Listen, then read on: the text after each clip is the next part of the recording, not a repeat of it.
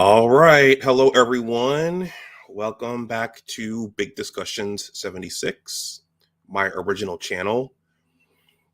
Tonight is going to be a bit of a thought piece, and I'm going to use a strategy that I used about 2 months ago, well, a month and a half ago, during Black History Month. For those of you who don't know, I am on Twitter X, whatever that is. I'm over there, and there's a content creator. Well, should I call him a content creator? Because he tweets. Does a content creator technically have to make video? Well, he makes nice threads. His name is Master Student. And I saw something this week. I was traveling this week, and I saw a really interesting thread by this person, and I pinged him again. And I said, hey, can I feature another one of your threads on my YouTube channel? And he said, sure, just give me attribution. And so I'm here to present this tonight because it falls in line with, well, it'll be a bit of a historical piece, but it also falls in line with some of the things that I've talked about here, particularly image, and also how segments of the population are programmed and steered and herded in certain directions. I think this very much relates to that. So I'm going to play my intro, and then I'm going to jump in. I don't think this thread is as long as the last one that I read, but it's very, very insightful, and it focuses on a somewhat popular early 1990s television show called Rock, starring Charles S. Dutton. So I'm going to play my intro here, and then I'll see you all on the other side. Please smash that like button. Thank you to the person who gave me that like before I started this stream. If something is said that touches you tonight, my super chat is live and my Cash App and PayPal are here if you are so inclined. And please sound off in the chat. Let me know if you agree with any of this tonight.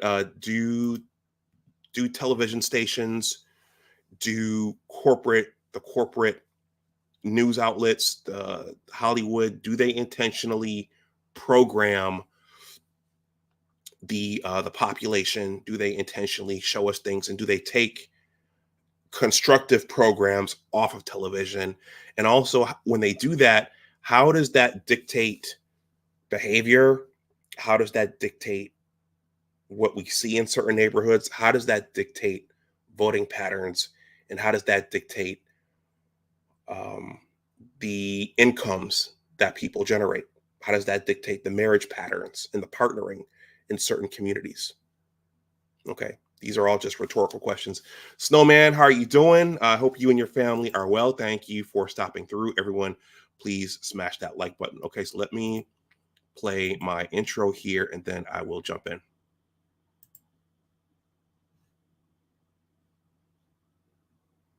Let me try that again. Oh, that was the wrong one. Here we go. Because of where I come from, see, in this world, we're all living in different worlds, and not everybody is privy to the same information. Speaking of garbage, every 3 days a week here at my condo complex, they come and pick the trash up. I watched them this morning, and it's fascinating when you just looking at the amount of trash just from this building has multiple sections of 6 units, top level, middle level, lower level. And if you take a look and you see all the trash that's put out there every 3 days, and you just think about how much that trash would pile up if those men did not come and pick that trash up. Okay, think about how our lives are made more convenient and manageable because those men are coming to pick that trash up. Think about how our neighborhoods are kept clean because somebody is coming to pick the trash up. Somebody's got to do it. Because of where I come from, see, in this world, we're all living in different worlds, and not everybody is privy to the same information. In this world, we're all living in different worlds, and not everybody is privy to the same information.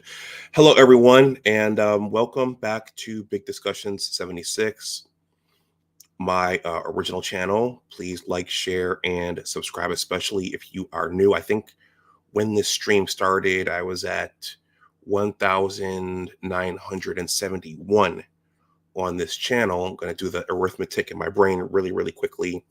That means that I am 29 away from 2,000. So if you're watching this and you are new, and if you enjoy this, or if you've watched anything else in my catalog, please consider hitting that like button. So as you can see, I have John Lewis, Representative John Lewis back there. I think my next stream was originally going to be something relating to how the different ethnic groups vote. I'm going to show a little bit of that before I do the rock thread.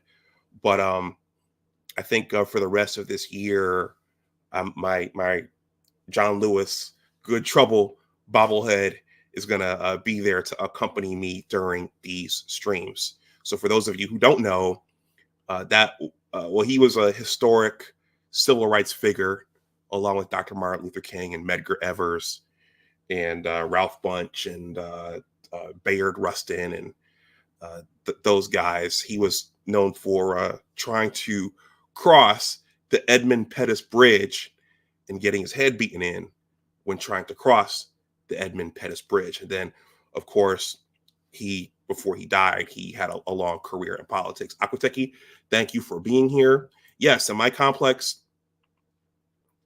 they come and pick it up 3 times a week, though some of the renters don't stick to the rules. So here we're supposed to put it out. You're supposed to put it out the morning of the trash pickup. But renters, you have owners here and renters here. Renters don't always follow the directions. Okay.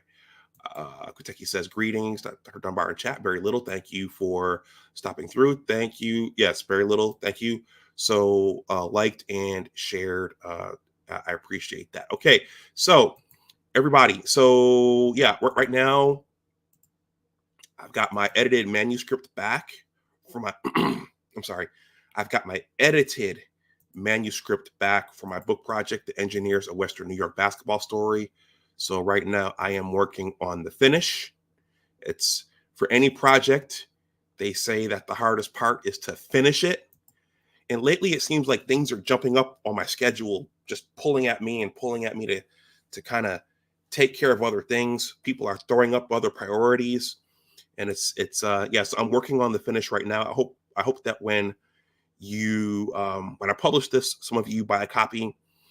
I did cite Dr. Tiasan Johnson's book in the preface.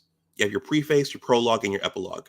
So I did cite Dr. Tiasan Johnson's book, Solutions for Anti-Black Misandry, in my book, because this is going to have certain themes.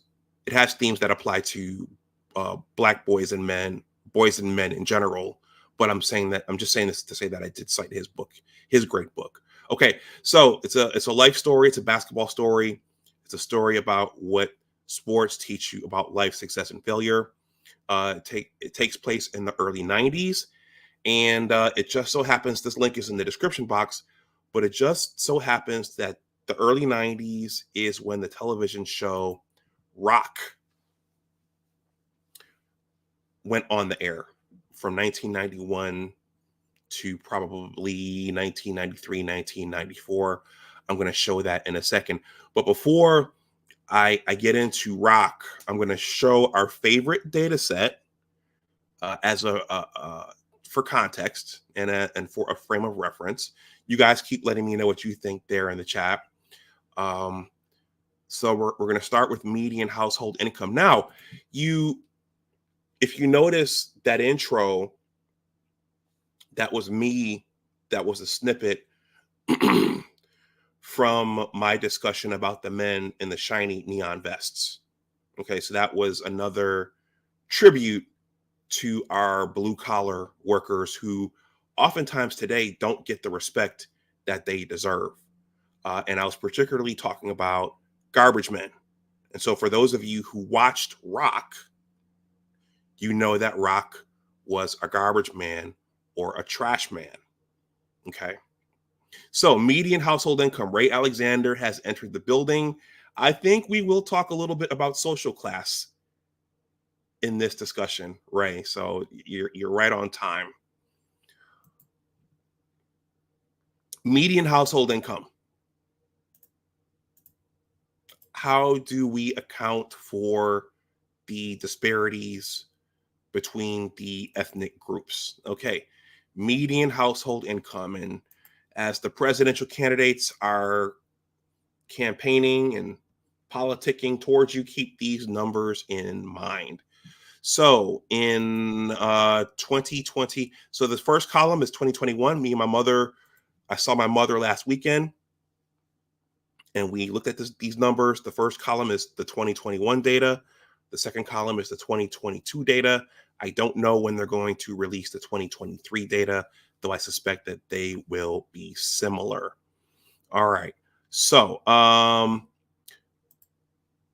for all races and ethnicities, the median household income in 2022 was $74,580. For Asians, the median household income was $108,700. For white non-Hispanics, the median household income was $81,060.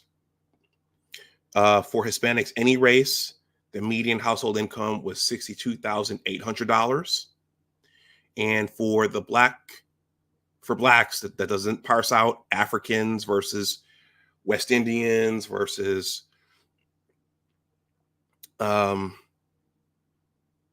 foundational Black Americans, but that number is $52,860. So I always ask the rhetorical question: how do you account for that? Is it a lack of partnering? Is it less partnering in the Black community? Is it the legacy of Jim Crow? Is it the burning down of Tulsa? Is it that every time historically Black communities in this country have built some sort of wealth, that wealth has been destroyed? Is it majors chosen in school? Is it occupations chosen? Is it the lack of fewer stable nuclear families? Okay, that's a rhetorical question. This is all designed to get you to think. So keep that in the back of your mind as I go through this. And I will address this in another stream as we get closer and closer to November.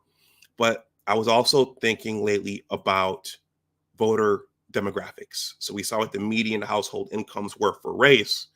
What are the voting patterns for race? So I did some quick research, and I pulled this from Pew Research, and you guys can look this up yourself. This is called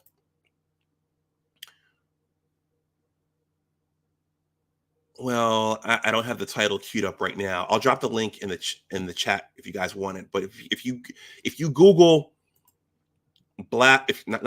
Google voting patterns by race, that will bring you to this link by Pew Research. So this is I'm going to focus on this chart here. This says the racial and ethnic divide in 2022 in the 2022 vote choice for the U.S. House. So this is the midterms. Some folks were predicting a blue wave, or some folks were predicting a red wave. I don't think the red wave was achieved, but these are the numbers from those midterm elections. So this reads percentage of 2022 validated voters who voted for a U.S. House candidate that year. So the total was 48% for the Democrats and 51% for the Republicans. This is the racial breakdown. So now think about this data set and how does this relate to the median household income numbers? So for white Americans in those midterms for the House, they voted 57% for the Republicans and 41% for the Democrats. For Black voters in those same midterms, they voted 93% for the Democrats and 5% for the Republicans. So Black people are the Black community, or the Black race, foundational Black America, whatever you want to call us, we're the only group who votes 90% for one party in this country. Okay. I'm not going to speculate right now about whether that's good or bad. It just is at this point. All right. Hispanics. That doesn't break down whether these are Afro Latinos or South Americans. But 60% voted for Democrats, 39% voted for Republicans. And Asians doesn't break down whether these are Chinese people, Japanese people, Koreans, or Thai people. But according to these numbers, 68% voted for the Democrats and 32% voted for the Republicans. So, is there any correlation with these numbers to the median household income numbers? Okay, so that's just a quick setup. I'm going to go through the rock thread right now, but I thought this was a good setup because of what was depicted in the show. And also, rock took place in Baltimore. And Baltimore, I believe, traditionally has been a Democratic-run city, a Democrat Party-run city. So I thought that would be a nice setup for this. So in the early 1990s, you guys keep letting me know what you think there in the chat. Ray Alexander is here. Ant Dog is here. Thank you for being here, Ant Dog. And Maggie Thompson, Under the Veil, thank you for being here as well. Please smash that like button if you haven't. Let me make sure I can see myself on YouTube. Okay, so a really, really nice TV show aired in the early 1990s called Rock. Okay, that starred Charles S. Dutton.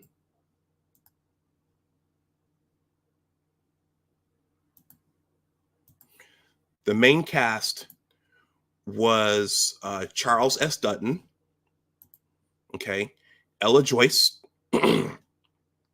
Charles S. Dutton played Rock Emerson, the trash man, the garbage man. Ella Joyce played his wife, Eleanor. I believe Eleanor was a nurse. So there you had a healthcare professional married to a blue collar worker, a trash man. So I thought that was interesting thinking about this. Rocky Carroll played Rock's younger brother, Joey. The two played very well off of each other. Joey was a struggling musician. Okay.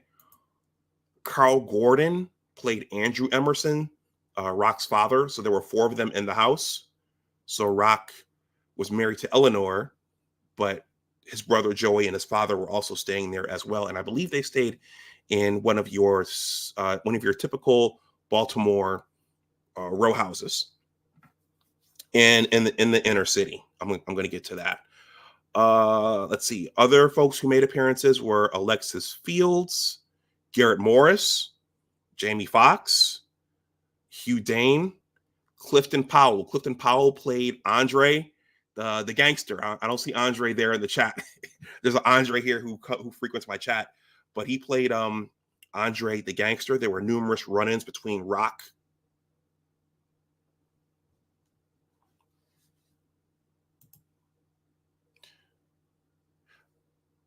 Aquateki, you said no audio. Does that mean you can't hear me?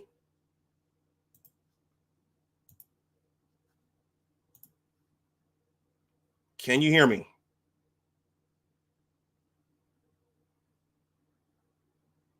It might be this website.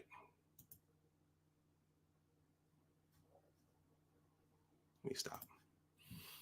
Can you all hear me?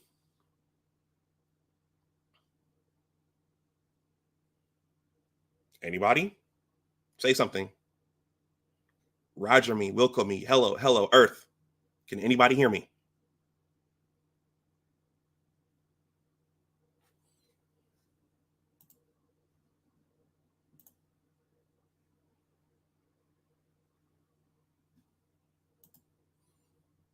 Okay, Barry Little says yes.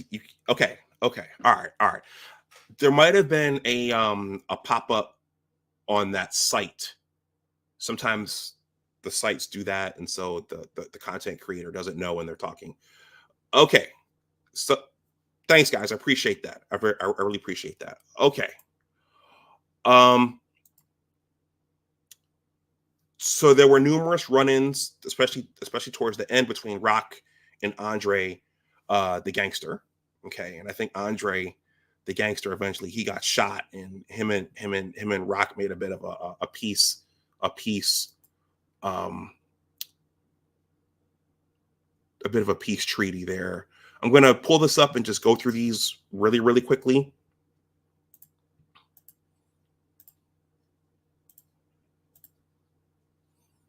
Clifton Powell played Andre the Gangster. Tone Loc made an appearance. Barry Shabaka Henley, he played in lots of things. Daryl Savad, I'm not familiar. Loretta Devine, okay, she made an appearance. Joan Pringle, I think I remember who Joan Pringle was. Joey Oresco, Vontae, Sweet, Heavy D. Heavy D made some appearances, and also Richard Roundtree. I think everybody here knows who Richard Roundtree is. So that was Rock. So it was a story about a family in inner city Baltimore. At that point, we had seen Good Times. So we'd seen a Black family struggle in inner city Chicago. And no matter what they did, they couldn't make it out. That frustrated a lot of Black people. That made a lot of Black people angry that they would portray that. So we had Good Times. We had What's Happening, right? Up to that point, we had the Jeffersons. We're moving on up. So you got more of a entrepreneurial, upscale Black family who they made strides. We finally got a piece of the pie, so you had that. So you had and then when Rock was aired, it also aired after the Cosby Show, which was the quintessential show for a successful Black family. The Huxtables. Everybody knows who the Huxtables here are. If you're not from the Black community and you're watching this, that was Bill Cosby's probably his crowning achievement before his troubles later on in life. But Bill Cosby really wanted to depict a positive Black family with the mother and the father both being successful and where their kids had opportunities. And the controversial thing about the Cosby Show was that there were some people in the Black community who said, that's not real. That's not a real family. Ray Alexander, if you're there in the chat, let me know what you thought about the Cosby Show, because you enjoy these class discussions, and I remember that being a controversial point or a point of contention, and were the Huxtables real? My opinion is it depended upon where you were from, and it depended upon where you grew up. If you grew up in the projects, like on Good Times, then yeah, you didn't know any Huxtable families. But if you grew up in those brownstones in New York, if you grew up in one of the neighborhoods described by Lawrence Otis Graham in Our Kind of People, then you knew the Huxtables, and you probably knew families that were way more affluent than the Huxtables. Okay. So we had, at that point in the early 90s, we had Black families that were depicted as being very poor, and not being able to make it out. And then we also had the Cosby Show showing uh, a professional mother and father uh, living a very, very comfortable lifestyle in New York City. But Rock showed something different. It showed a blue collar.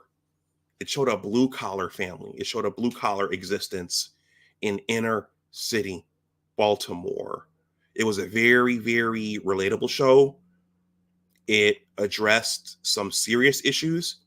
There was also humor in the show, especially the way Rock, played by Charles S. Dutton, the way him and Joey played off each other. And Rock and Charles S. Dutton had a way of raising his voice, and Rock had a way of getting upset and getting angry, which was very, very funny to watch.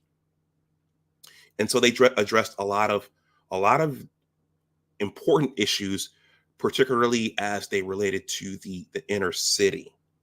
Okay, so I'm going to go through this thread. This is from Twitter X, and I'm going to stop at various points. This isn't as long as the last one, but I'm going to stop at various points, and I'll probably have thoughts as I go through, and I'm going to read your comments as well. Ray Alexander says, I liked the Cosby Show because it was inspiring. Okay, so while some people said it's not real, that's fake, there are no Black families like that. There actually were, and some people actually found it to be inspiring. Okay. So there's a lot happening on social media. I've learned some hard lessons about it over the last couple of years, but there are some useful things in this particular individual. Thank you, Master Student, for giving me the permission to highlight your thread. There are some valuable things on Twitter and other social media platforms. I try to focus on those today, especially when there's something educational. As I go through this, think about the data sets that I just showed you, the median household income, the voting patterns, and also think about, are we being intentionally programmed by Hollywood, by the mainstream media, by the political class? Are they intentionally programming us to think certain things and to move in certain directions like a herd of sheep? Okay. Are they encouraging violence? Are they encouraging fewer nuclear families? Are they encouraging a lack of respect for our blue collar workers and tradesmen? Okay. Are they encouraging us to vote in certain directions? Okay. Think about that. And I'm going to close it up. And the thread actually closes with that. All right. Shannon says, Barry Little says, blue collar Henrys. Henrys is an acronym for high earner, not rich yet, for the Kevin Samuels detractors. That's where that acronym comes from. So I'm sorry if that made you cringe a little bit, but that's what that was. He actually advocated for the blue collar male workers as well. Shannon B says, I lived the Cosby Show. It was normal for me. Thank you for sharing that. Barry Little says yes. And then Ant Dog says, I'm pretty sure it's some old money, Black families in places like New York, Maryland, and California. All right. There are, and those are talked about in Our Kind of People. Okay, this thread.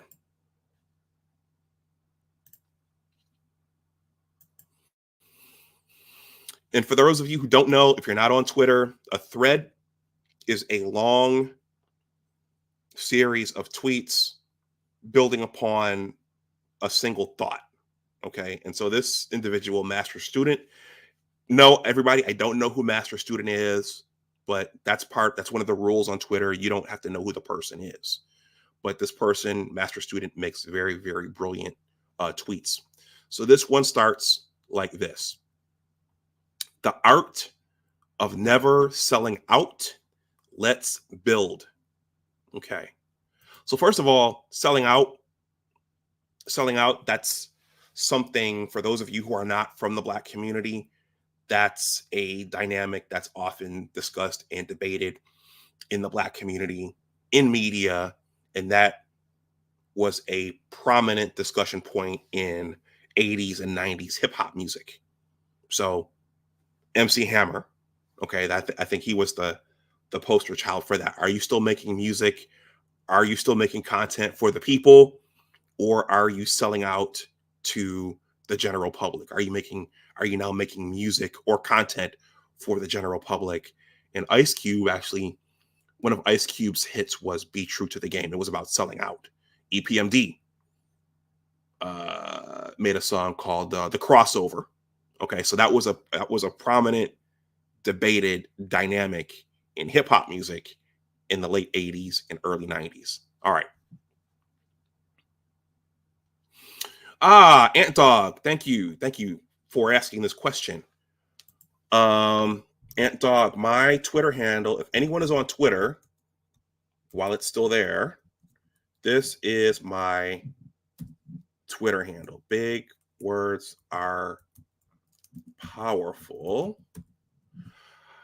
I typically these days I tweet a lot of my content. A lot of I was able to monetize my first blogging platform, so I don't tweet as many of my personal thoughts as I used to, and I'm very careful about retweeting things because Twitter can get you in a lot of trouble. But and that's why I actually did close down my previous Twitter account. I had over 1,000 there, but your Twitter history goes back 5 years, and you can forget what you tweeted. And there are people, I think we've all seen this. There are people who will search through your Twitter history to see who you were talking to 5 years ago, what you were tweeting, and those kinds of things. So things you were saying 5 years ago could catch up to you. But anyway, that's my current Twitter handle. If anyone is on, please consider subscribing. Help me to get over 1,000 Twitter subs on that account. That would help me out for when I publish my book. All right. Shannon says, crazy thing is majority of rap crossover into pop charts nowadays. Yeah, it's a lot different. There's almost no more conscious hip hop. That's what I grew up on. The conscious hip hop, Boogie Down Productions, Public Enemy, X-Clan. Yeah, yeah, the more rootsy stuff, Tribe Called Quest, De La Soul, the Black Sheep. Aquateki says EPMD's crossover, love that song. Yep. And salute to Snowman Media. Okay, so who recognizes this image? Does anybody know which? I mean, you guys all know which movie this is from. Which movie is that from? Anybody? This is a softball, but let's just have some fun with it. Which movie is that from? That's Charles S. Dutton right there.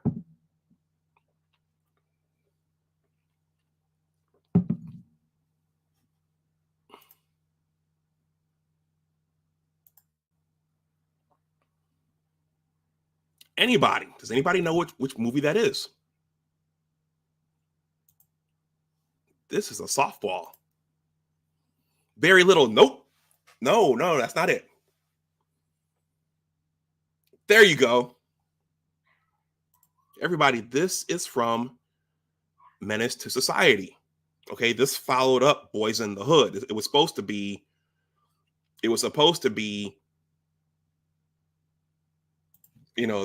second part to Boys in the Hood. But to me, the two movies were very different. Two different movies. But that's Charles S. Dutton. He's playing Sharif's dad. Sharif is the kid right there in the black sweatshirt. Sharif in the movie was a street kid, but he converted over to the Nation of Islam. And that's Kane right there, played by Tyron Turner. He was the main character in the movie. Kane was arguably, he was the protagonist, but he wasn't necessarily a good kid either. And then by the end of the movie, he wanted to get his life on the right track, but by then it was too late. I don't want to ruin it for you if you haven't seen it. But Charles S. Dutton played Sharif's father, and in that scene, he tells both of them, number one, I think they were moving to Kansas City, so they wanted to get away from South Central Los Angeles. and they were trying to encourage Cain to go as well. And in that scene, Charles S. Dutton, he usually talks with his hand. He says, "The hunt is on, and you're the prey. So you need to get out of here if you want to survive." All right. The art of never selling out. Let's build.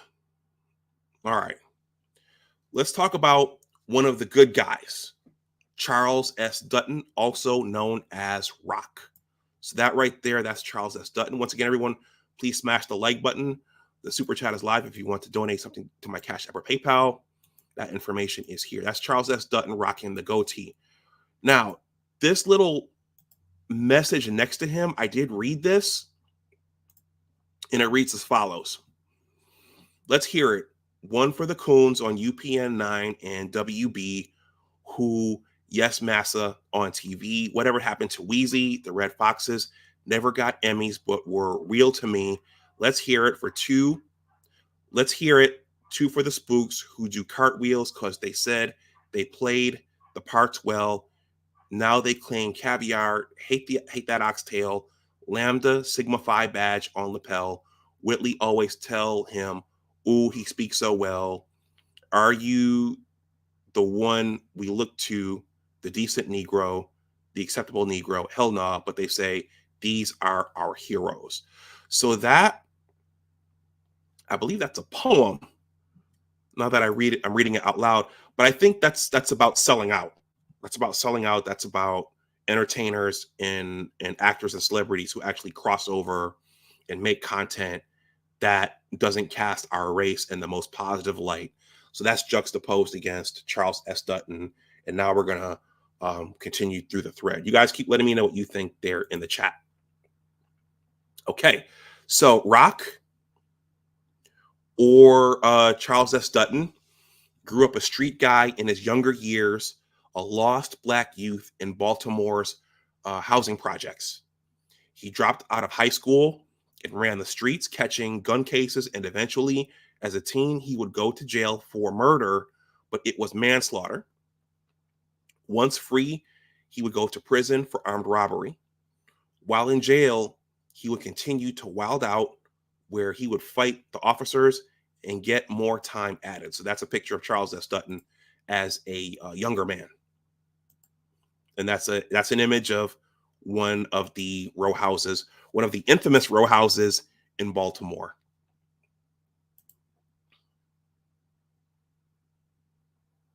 Okay. While in prison, he would accidentally get a hold of Black playwright books, and it sparked his love for theater and acting, and he knew what he wanted to do when he was released. He also read books like the autobiography of Malcolm X, and he got affiliated with the Black Panthers, also the NOI, the Nation of Islam, where he would learn knowledge of self. Okay, so like so many brothers, Charles S. Dutton had a rebirth in prison.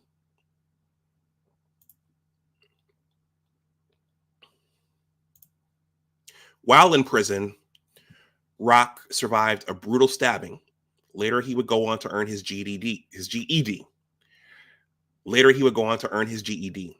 Then he enrolled in college and graduated with an Associates of Art degree, all while in prison. Once released, Rock continued to chase his Broadway acting dreams. He graduated with a bachelor's degree and then a master's degree in acting from the Yale School of Drama. He would go on to do a couple of Broadway shows, and he would steal the show. Okay, so there's Charles S. Dutton there on Broadway. Let me see if you guys recognize any of these other actors or actresses in these pictures. Let's see. I think that lady right there, I think she played Garrett Morris's wife in the Jamie Foxx show. I can't see her. She's not turning towards the front, so I can't tell. But who is this woman here in the dress? Anybody? Who is that woman there in the dress?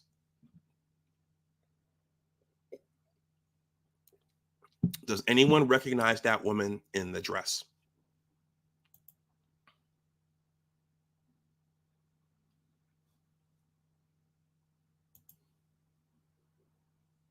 I apologize if the picture isn't bigger, but you should be able to recognize, yep, her facial features and her her toned calves.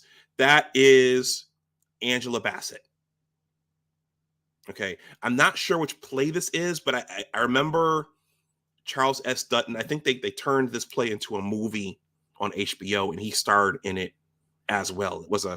It took place at a house, and there was a spirit in the house. And anyway, everyone, please smash that like button if you haven't, especially if you're coming in right now. Okay, so he would steal the show. After a couple of small movie cameos and dominating Broadway, Fox TV would ask Rock or Charles S. Dutton to do a sitcom, and he agreed as long as he could do it his way.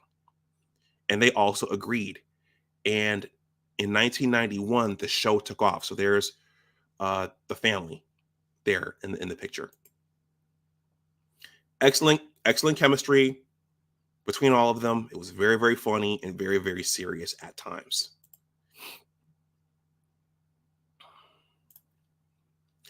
Rock's TV show, The Rock, is a fan favorite right away, and Black audiences love the realness of the show. Rock wanted to create a show where he could speak to Black America and all the issues taking place. He wanted to use his art to tell a story. One thing he also wanted to utilize in the show was an appreciation for jazz music. So again, Joey, his brother, was a struggling musician, and that was something they often fought about because Joey was Rock felt Joey was freeloading in the show and always asking for help, and yeah, he wasn't always pulling his weight.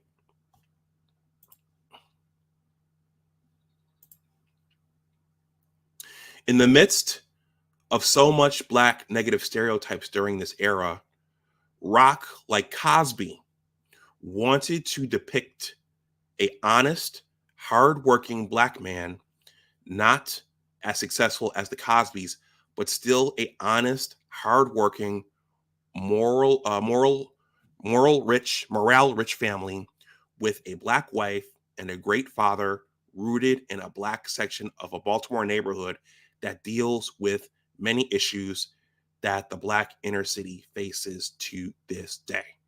Okay, so I thought, as I was thinking about doing this stream, I was thinking, and his wife was played by Ella Joyce. She's gorgeous. She was pretty. She was a nurse, but I think that in hindsight, that was one of the most powerful things of that show, is that you showed a Black man and a Black woman loving each other, getting along, and he was a trash man. Okay, so she accepted him even though he was a trash man. She was a high yellow pretty woman, but she accepted Rock and she loved Rock. She wasn't too good for Rock. Okay. And I think that, yeah, I mean, do we see a lot of images of this today? Also, especially with her being a healthcare professional and him being a blue collar worker. Okay, how much is that encouraged today? That's almost frowned upon today, but they depicted that, and I think that was one of the most powerful aspects of the show. Okay, you guys let me know what you think there in the chat. Ella Joyce.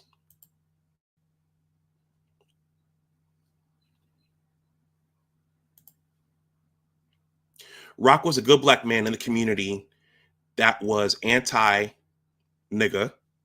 He did not respect the Black street guys or the Black pimps, etc. And Rock would go at the members of the community to protect, and Rock would go with the members of the community to protect his family and good, honest, hardworking Black civilians. So that's him right there, squaring off with or standing up to Andre the gangster. Okay. And he was played by Clifton Powell. Okay. He's been in a lot of things, but that's Rock's standing up to him. Those were some pretty riveting scenes. And then here's Rock It looks like he's in him and the family are at a restaurant, and I don't remember this episode, but that looks like a pretty shady character right there, approaching him over something. Okay. Rock covered serious subject matters in his TV show that affected the Black inner city: gun violence, AIDS, teen pregnancy, single parent homes, gang recruitment, gangster rap. His mission was to save Black youth and the Black Americans' image with his art. Okay, so there's a picture of Rock with a little boy, right? And there's some other boys with Joey. Okay, so the show was trying to do something. It was trying to do something positive. Okay, how much of that are we seeing today? All right, so we're at the end. The TV station started wanting the Rock show to go away from so much serious subject matter and try to get Rock to be more of a comedian like the other Black TV shows. So there you see an image of Gina and Shanae and Martin. And you also see Steve Urkel and the Winslows. But Rock did not want to be a comedian. He was a serious Broadway actor who wanted to represent his way, Black and unapologetically, who wanted to represent his way, Black and unapologetically. Tension began to rise between Rock and Fox. But Rock continued to drop knowledge on his TV show. He continued to speak on Black issues in the community, and the community loved it, but the station was getting fed up. They wanted more funny, less realness. Okay. All right. So how many times have we seen that, where the corporate sector, they want entertainment, they don't, and I think this happened with the hip hop music too. If you notice, most of the conscious rap, eventually it gave way to Diddy. Diddy's in the news now. Diddy, Biggie, the gangster rap, the flossing, the overindulgence and luxuries. All the conscious hip hop went away for the stuff that came after it. So that seemed to be a something that was happening across the board in entertainment. Very Little, thank you for the $10 super chat. He says, Rock was ahead of his time compared to what is rammed down our throats as entertainment today. Great broadcast, Dr. Dunbar. I'm almost finished. Thank you, Very Little. Appreciate that. And think about it. Now they say, okay, I'm not going to spend a lot of time on Dr. Cosby, but when he got into his troubles, I'm not saying the things he was accused of were right, but from what I've been hearing, he was looking to buy NBC at that point so he could have control over the images of Black people. And I've heard the same rumors about Diddy being taken down. I'm not saying any of the things that he was doing was right, but apparently he was interested in buying BET. I don't know. So there's something about having control over the images of Black people. Aquateki, thank you for the Cash App. Hold on a second.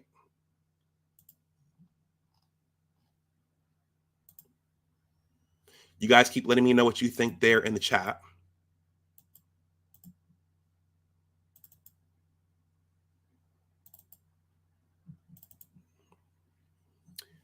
Let's see. Aquateki, which one should we do tonight? Let's do this one.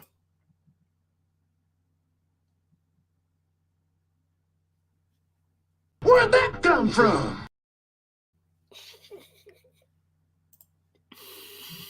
All right, we are almost at the end.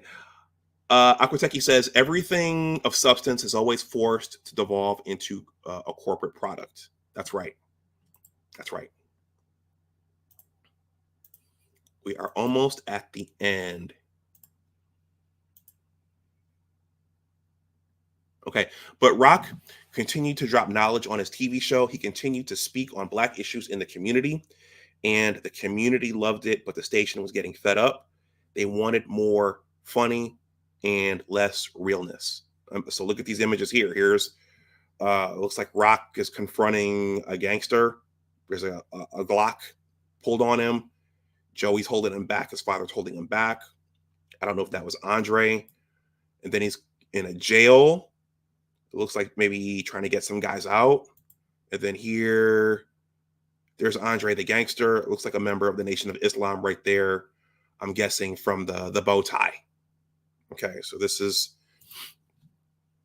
was not Shanae and Pam and Tommy. Okay, this was something different. This was not Steve Urkel. Okay, this was something different. Okay. He never sold out, and he refused to water his art. He refused. I'm sorry. Let me start that over. He never sold out, and he refused to water down his art. The show was canceled after 3 seasons. But on the final episode, Rock left his audience with a message. What is happening to us? Our own kids are doing. I'm sorry. Let me start that over. What is happening to us? Our own kids are doing to ourselves what 300 years of slavery couldn't do. Our own kids are doing to ourselves what the KKK couldn't do. Malcolm and MLK did not die for us to be killing each other like this. We are killing ourselves. As Black parents, we must take accountability and save our children. Rock. Exit stage. Well done. So apparently, about 30 years ago. So apparently he gave us a soliloquy at the end where he uttered those words. So there's him giving that soliloquy or that speech to the audience at the end. Okay. But that was that. And I was personally disappointed when this show was taken off the air. Okay. So here's one of the last parts of this thread.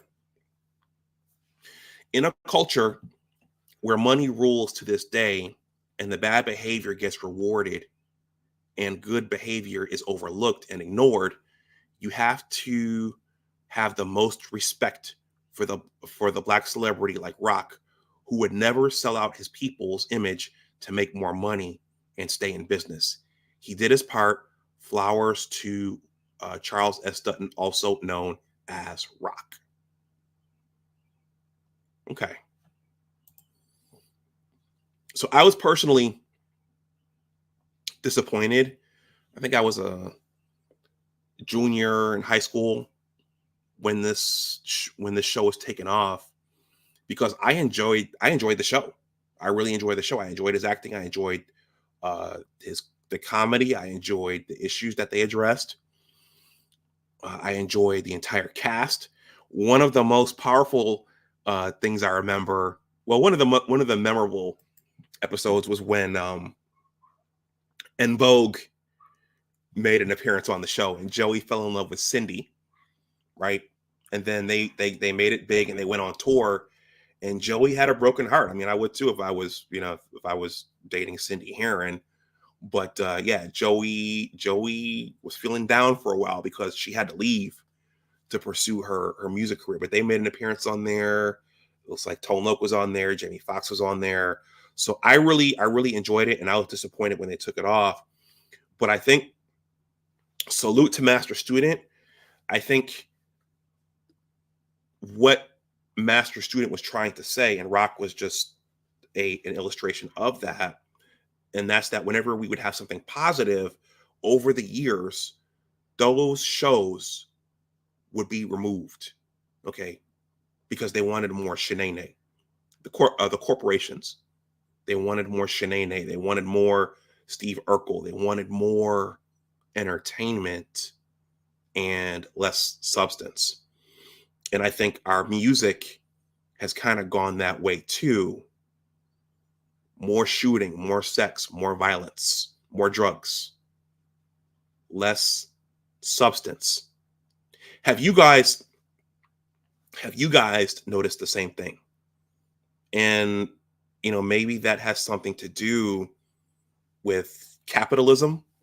Maybe that has something to do with keeping control over the minds of Black people. Maybe that has something to do with steering Black people off the cliff.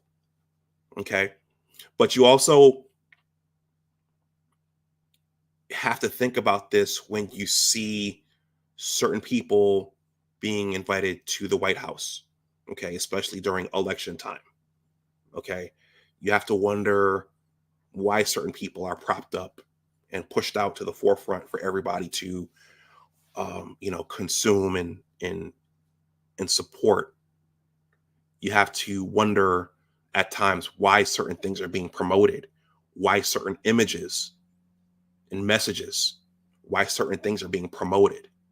Okay. And do these images and messages, to bring it full circle,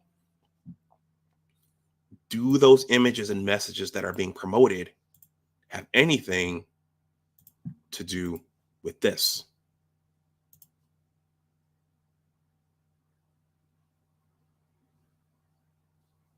You know what, Akwateki, that's right. I'm going to come back to that in a second, Akwateki. But the image culturally, we know that culture,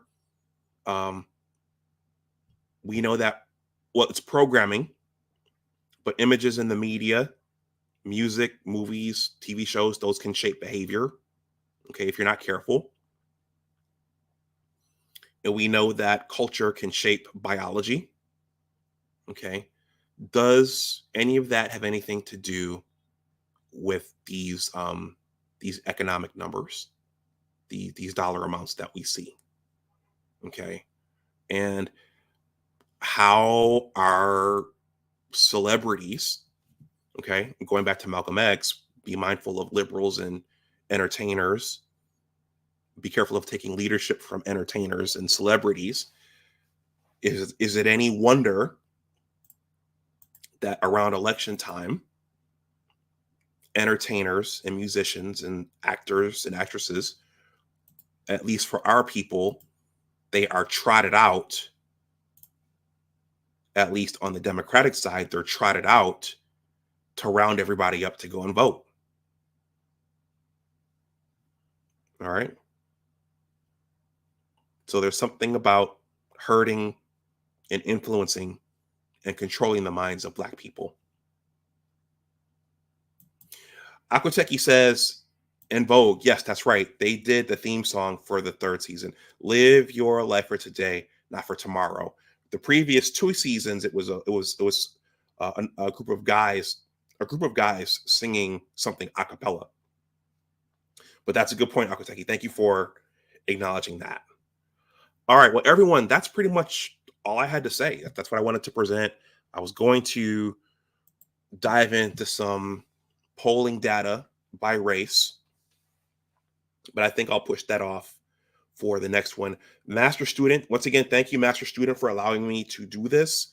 He created another thread on Diddy.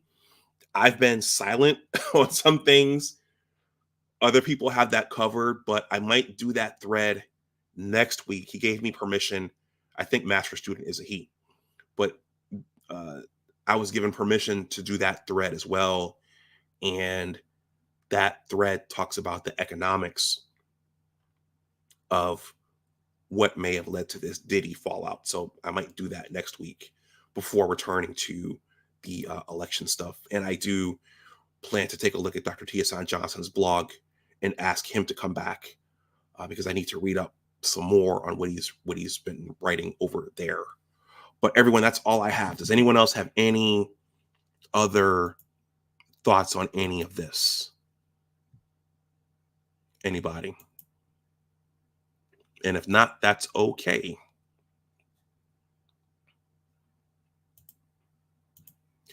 But if you can, please share this content out. I think that this is an important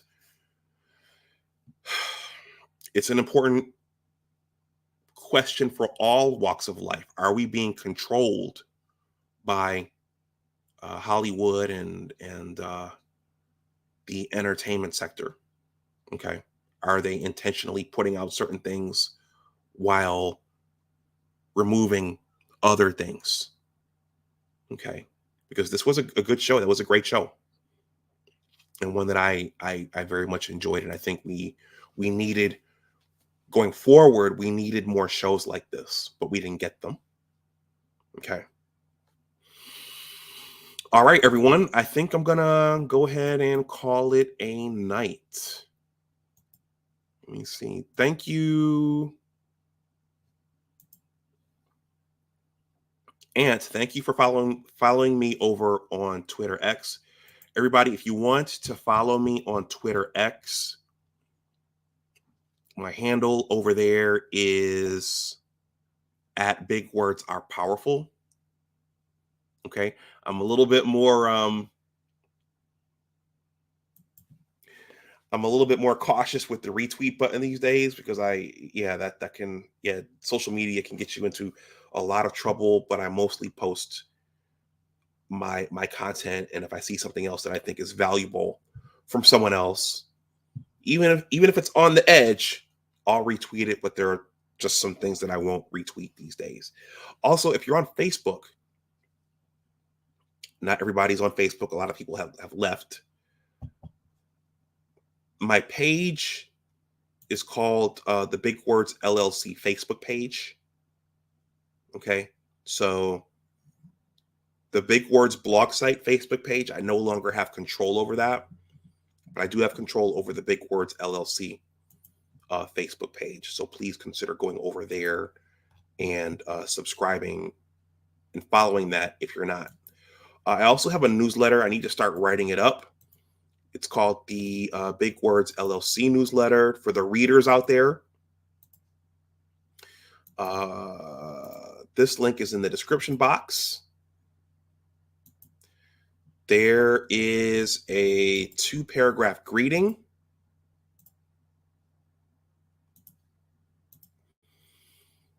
There. And there is a subscription button there at the bottom. You click that and it takes you there. And you just enter in your email address. So please consider signing up. And everyone, I think I'm going to wrap this up here. Thank you, everyone. This was, this it's just a little thought piece, a little history, a little commentary. And I will do more of these in addition to the other things that I've been doing. And I do intend to have more guests come back, but I appreciate the support. And with that, I'm going to wrap this up. So everyone, please, if you were moved by this, if you thought that this was valuable, please consider sharing this out. And with that, everyone, have a good night. As always, remember that your attitude determines your altitude. Always try to do your best. Take care, and I will talk to you the next time. If you're watching this on the playback and you want to donate something, once again, you can leave a super chat as well, in addition to my Cash App and PayPal. All right, everyone, have a good night, and I will talk to you the next time. Bye-bye.